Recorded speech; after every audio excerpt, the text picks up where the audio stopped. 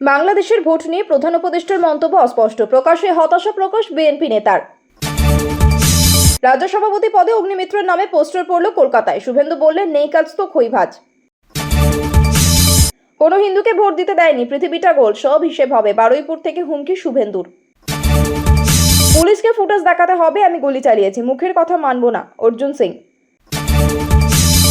ভারত ধর্মশালা নয়, অনুপ্রবেশ রুখতে অভিবাসী বিল নিয়ে আলোচনায় ছায়ের নিশানায় তৃণমূল।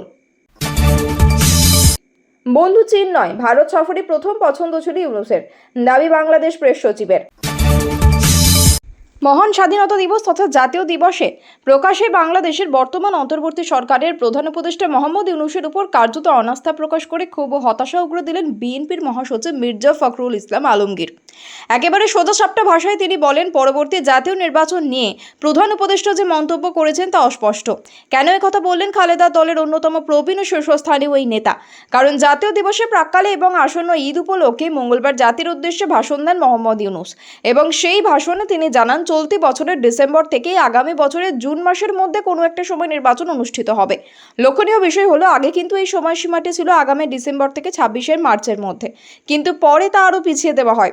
এদিকে ইতিমধ্যে বিএনপি তার অবস্থান স্পষ্ট করে জানিয়েছে, নির্বাচনের জন্য একান্ত প্রয়োজনীয় এবং ন্যূনতম সংস্কারের কাজগুলি সেরে যত দ্রুত সম্ভব নির্বাচন করাতে হবে এবং অবিলম্বে সেই পরিকল্পনায় ব্লুপ্রিন্ট ঘোষণা করতে হবে। কিন্তু ইউনূস মোটেও সেই পথ মারাননি। এই প্রেক্ষাপটে বুধবার দলের প্রতিষ্ঠাতা তথা বাংলাদেশের প্রয়াত প্রাক্তন রাষ্ট্রপতি জিয়াউর রহমানের সমাধিতে শ্রদ্ধা জ্ঞাপন করেন মির্জা ফখরুল ও মির্জা আব্বাস সহ দলের অন্য নেতাকর্মী ও সমর্থকরা। তারপরে ইউনূসের গতকালের নির্বাচন সংক্রান্ত মন্তব্য নিয়ে মুখ খোলেন মির্জা ফখরুল। দোলের দিন রাজ্যের 25টি সাংগঠনিক জেলা সভাপতিদের নাম ঘোষণা করেছে পদ্ম শিবির। 18টি সাংগঠনিক জেলা সভাপতি নির্বাচন এখনো বাকি থাকলেও তখন থেকেই রাজ্য রাজনীতির অভ্যন্তরে অপার কৌতূহল বিজেপির পরবর্তী রাজ্য সভাপতি কে হবেন।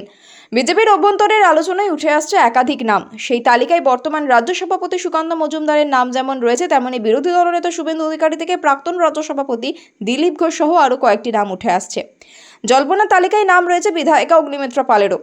বৃহস্পতিবার সেই অগ্নিমিত্রাকেই রাজ্য সভাপতি পদে চেয়ে একাধিক পোস্টার দিয়ে দেখা গেল কলকাতার কেষ্টপুরে। এদিন কেষ্টপুরে ভিআইপি রোডে অগ্নিমিত্রার নামে একাধিক পোস্টার দেখা যায়। তাতে আসানসোল দক্ষিণের বিধায়িকাকে 2026 সালে বাংলার মুখ্য চরিত্র নারী শক্তির রক্ষা কবচ বলে সম্বোধন করা হয়েছে। কে বা কারা পোস্টারগুলি সাটিয়েছেন তা স্পষ্ট নয়, তবে পোস্টারের লেখার ধরন দেখে অনেকেই মনে করছেন যারা পোস্টার সাটিয়েছেন তারা অগ্নিমিত্রার অনুগামী হতে পারেন। অপর একটি অংশের মতে এই দলের বিক্ষুব্ধ গোষ্ঠীরও কাজ হতে পারে। এভাবে পোস্টার ফেলে দলের মধ্যে কোন্দল তৈরি করার চেষ্টা করছে। এ ব্যাপারে বিরোধী দলনেতা শুভেন্দু অধিকারীর প্রতিক্রিয়া, অগ্নিমিত্রা পল অরাজনৈতিক নন যে তিনি নিজে এই কাজ করাবেন। এটা তারাই করেছে যাদের নেই কাজ তো খইভাজ। অগ্নিমিত্রার কথায় দলের শীর্ষ নেতৃত্বই এ ব্যাপারে যা সিদ্ধান্ত নেবেন, ফলে এইসব পোস্টার দিয়ে কোনো মানে হয় না। প্রসঙ্গত, বাংলায় কেমন রাজ্য সভাপতি প্রয়োজন এই প্রসঙ্গে দ্য ওয়ালকে দেওয়া একান্ত সাক্ষাৎকারে দিলীপ ঘোষ বলেছেন, সামনে বিধানসভা নির্বাচন, এই সময় এমন কাউকে সভাপতি করা দরকার যিনি জঙ্গি আন্দোলন করতে পারবেন, আন্দোলনের জোয়ারে বাংলায় পালাবদল ঘটাতে পারবেন। বিজেপির প্রতিবাদ সভা থেকে ফের তৃণমূল কংগ্রেসের বিরুদ্ধে তীব্র আক্রমণ শানালেন বিরোধী দলনেতা শুভেন্দু অধিকারী। বারুইপুরে এক কর্মসূচি ঘিরে তার উপর হামলার অভিযোগকে কেন্দ্র করে বৃহস্পতিবার পুলিশের বিরুদ্ধে সরব হন তিনি। কলকাতা হাইকোর্টের অনুমতি নিয়ে বারুইপুর এসপি অফিসের বাইরে প্রতিবাদ সভা করেন শুভেন্দু। সেখান থেকেই তিনি তৃণমূলকে কড়া ভাষায় আক্রমণ করেন। শুভেন্দুর অভিযোগ, রাজ্যে গণতন্ত্র বিপন্ন এবং প্রশাসন তৃণমূলের নির্দেশ দিচ্ছে। পুলিশের ভূমিকা নিয়েও তিনি প্রশ্ন তোলেন। তিনি বলেন, জেলাকে কার্যত যৌতুগৃহ বানিয়ে দিয়েছে তৃণমূল। ভোট লুট হচ্ছে, হিন্দুদের ভোট দিতে দেওয়া হয়নি, বিশেষ সম্প্রদায়ের গুন্ডাদের দিয়ে বুথ দখল করা হচ্ছে, আর বিজেপির পাল্টা জবাব দেবে। তিনি দাবি করেন, বিহারে একসময় জঙ্গল রাজ চলত, যা নরেন্দ্র মোদী ও বিজেপি শেষ করেছে। একইভাবে পশ্চিমবঙ্গ থেকে তৃণমূলকে উৎখাত করা হবে। শুভেন্দু বলেন, 21 রাজ্যে বিজেপি শাসন করছে, পশ্চিমবঙ্গ পরিবর্তন হবে, রামনবমীর আগে হিন্দুদের একজোট হতে হবে। মমতা বন্দ্যোপাধ্যায়কেও আক্রমণ করে শুভেন্দু বলেন, তিনি একসময় বিজেপির সাহায্য নিয়েছিলেন, অথচ এখন তাদের বিরুদ্ধেই লড়ছেন। বিজেপিতে পশ্চিমবঙ্গের রাজনীতিতে আরও আক্রমণাত্মক হয়ে চলেছে, শুভেন্দুর বক্তব্য তারই ইঙ্গিত দিচ্ছে। ফের অর্জুন সিংয়ের বাড়িতে এসেছে জগদ্দল থানার পুলিশ। বুধবার উত্তর 24 পরগনা জগদ্দলে গুলি বোমাবাজির ঘটনার প্রেক্ষিতে ইতিমধ্যে জগদ্দল থানার পুলিশের তরফে নোটিশ দিয়ে ডাকা হয়েছিল অর্জুন সিংকে। তিনি হাজিরা দেননি, বরং অর্জুন প্রত্যুত্তর দিয়েছেন তার রাজনৈতিক কর্মসূচি থাকার কারণে যেতে পারবেন না, সময় দেওয়া হোক। অর্জুনের আইনজীবী দাবি করেছেন অর্জুন হাজিরা না দেওয়ার কারণে বাড়ি এসে পুলিশ তাকে জিজ্ঞাসাবাদ করছেন। গতকালের পর বৃহস্পতিবার দুপুরে ফের বোমা পড়ার ঘটনা ঘটে 18ই নভেম্বর ওয়ার্ডের আটচালা বস্তিতে। অর্জুন সিংয়ের দাবি, রোস্তম ঘুমটির দিক থেকে বোমা ছোড়ে দুষ্কৃতীরা এলাকার মানুষকে আতঙ্কিত করার জন্য এই ধরনের ঘটনা ঘটাচ্ছে। আমি এতে ভীত নই। পুলিশের এত সিসি ক্যামেরা রয়েছে, সেগুলোকে দেখছে না, আমাকে পরপর নোটিশ পাঠাচ্ছে। দ্বিতীয়বার নোটিশ পাঠায় পুলিশ। এই পরিস্থিতিতে অর্জুন সিং বলেন, যত খুশি পাঠাক। রামভক্ত হনুমান লঙ্কা দহন করেছিল, এখানে রামভক্ত অর্জুন সিং দহন করবে। পুলিশ প্রশাসনকে খোলা চ্যালেঞ্জ অর্জুন সিংয়ের। জগদ্দলের ঘটনায় গ্রেপ্তার আরও দুজন অভিযুক্ত। এই নিয়ে মোট 4 জনকে গ্রেপ্তার করলো জগদ্দল থানার পুলিশ। এদের নাম বান্টি দাস, আকাশ দাস, সুমিত রজক এবং দশরথ বেরা। এদের বিরুদ্ধে খুনের চেষ্টা, বেআইনিভাবে অস্ত্র রাখার মামলা এবং সংগঠিত অপরাধ ঘটানোর মামলা দায়ের করেছে জগদ্দল থানার পুলিশ। এদিন ধৃতদেরকে 10 দিনের পুলিশ হেফাজতের আবেদন জানিয়ে ব্যারাকপুর আদালতে পাঠায় জগদ্দল থানার পুলিশ। অর্জুন সিং বলেন, স্পষ্ট করেছে সিসিটিভি ফুটেজ কোর্টে জমা দিয়ে বলতে হবে আমি গুলি চালিয়েছি, মুখের কথাতে হবে না। পুলিশকে বলেছি কালকে পালাবার সময় গুলি চলেছে। সাদ্দাম হোসেন ওখানে পড়েছিলেন, পা ভাঙা ছিল, কিভাবে হয়েছে জানি না। প্রতিটি বিষয় কোর্টে বলুক পুলিশ।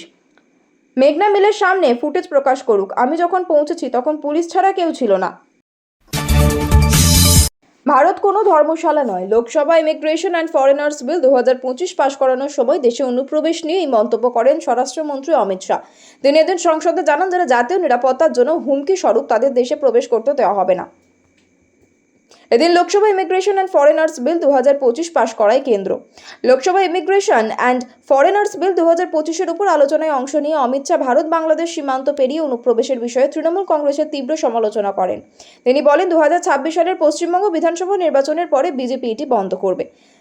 মুখ্যমন্ত্রী মমতা বন্দ্যোপাধ্যায়ের বিরুদ্ধে বাংলাদেশিদের আধার কার্ড দেওয়া এবং সীমান্তে কাঁটাতারের বেড়া নির্মাণের জন্য কেন্দ্রকে জমি না দেওয়ার অভিযোগও করেন শাহ। তিনি বলেন, পশ্চিমবঙ্গ সরকারের জমি না দেওয়ার রাজ্যে 450 কিলোমিটার সীমান্ত এলাকায় বেড়া নির্মাণের কাজ ঝুলে আছে।